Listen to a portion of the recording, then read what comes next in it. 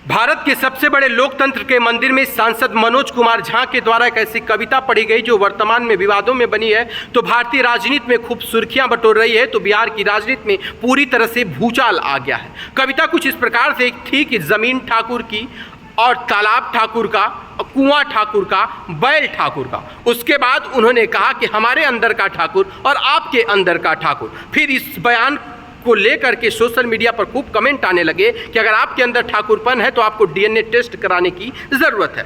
खैर, देखा जाए तो सांसद साहब को बड़ी जिम्मेदारी दी गई थी और उन्हें जिन मुद्दों पर बात करना चाहिए था, क्या वास्तव में उन मुद्दों पर बात की? खैर, वर्तमान में एक नया ट्रेंड चल चुका है। कभी आप धर्म के नाम पर, कभी आप जाति के नाम पर बोलकर आप खूब फेमस हो सकते हैं। और वर्तमान में देखा जाए तो झा जी सोशल मीडिया पर छाए हुए हैं और उन्हीं के पार्टी के नेता कुछ बगावत करके कह रहे हैं कि अगर उस समय मैं संसद में होता तो मैं उनकी जुबान को पकड़ता और खींचता और फेंक देता उठा करके।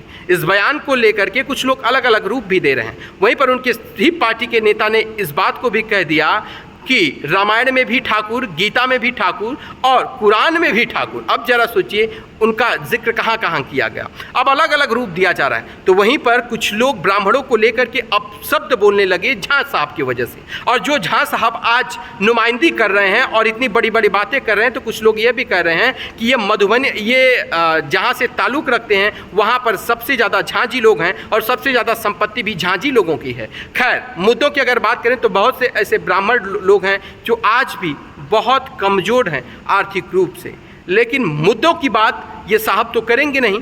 लोगों की तो कहने के तात्पर्य यह है कि साहब को अगर लोकतंत्र के सबसे बड़े मंदिर में भेजा गया था तो बेरोजगारी पे बात कर लिए होते, वर्तमान की सरकार में जो कुछ घटित हुआ उस पर जिक्र कर लिए होते, या कोई और मुद्दा बिहार का उठा करके, या अगर साहब इतना ही दलित और वंचित शोषित का विकास चाहते हैं तो बिहार में आज इतनी गरीबी क्यों है?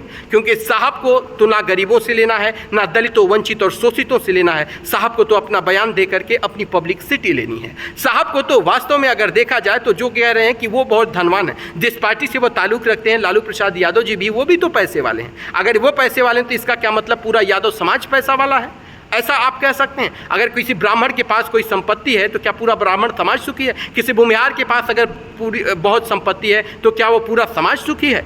ऐसा कहना बहुत हद तक गलत होगा। मैं खैर जाति पाति की बात नहीं कर रहा हूँ, मैं सिर्फ ये कहना चाहता हूँ कि जो लोकतंत्र के मंदिर में जिनको जनता इतनी बड़ी जिम्मेदारी देकर भेजती है और भारत के लोकतंत्र में अपना हिस्सेदारी लेकर के आपको सांसद चुनती है कि आप उनके मुद्दों पर बात करेंगे, लेकिन एक नया ट्रेंड चल चुका है, कोई कभी धर्म के नाम पर, जाति के नाम पर बोलकर खूब सोशल मीडिया पर पब्लिसिटी ले रहा है। लेकिन ये पब्लिसिटी से काम नहीं चलेगा। अगर वास्तव में आप लोगों के शुभचिंतक हैं तो मुद्दों पर काम करने की आपको ज़रूरत